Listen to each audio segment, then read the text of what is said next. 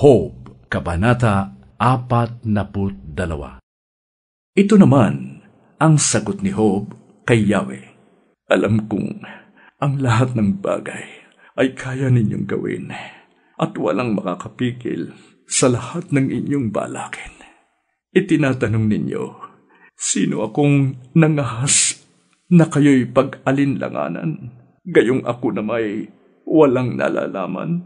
Nagsalita ako ng mga bagay na di ko nauunawaan, ng mga hiwagang di abot ng aking isipan. Sinabi ninyong, papakinggan ko ang iyong sasabihin, at ang iyong mga tanong ay aking sasagutin. Nooy, nakilala ko kayo dahil sa sinabi ng iba. Subalit ngayoy, nakita ko kayo ng sarili kong mga mata. Kaya ako ngayon ay nagsisisi. Ikinahihiya lahat ng sinabi. Sa alabok at abo, ako ay nakaupo. Pagkasabi nito kay Job, si Elifaz na Timaneo naman ang hinarap ni Yahweh. Sinabi niya, matindi ang galit ko sa iyo at sa dalawa mong kaibigan, sapagkat hindi ninyo sinabi ang katotohanan tungkol sa akin tulad ng ginawa ni Job. Kaya ngayon, kumuha kayo ng 7 toro at 7 tupa. Dalhin ninyo ito kay Job at sunugin bilang handog. Ipapanalangin kayo ni Job.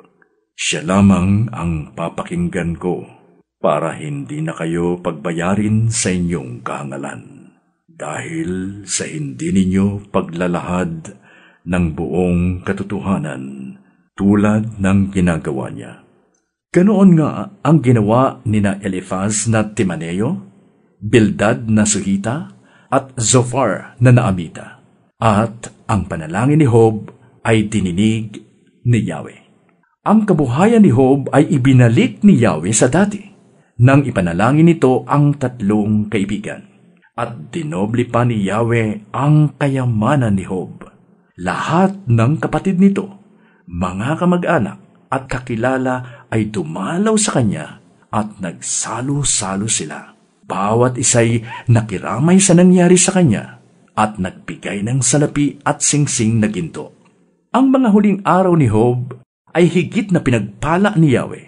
Binigyan niya ito ng 14,000 tupa, 6,000 kamelyo, 2,000 baka, at 1,000 inahing asno. Nagkaroon pa si Job ng 7 anak na lalaki at 3 anak na babae.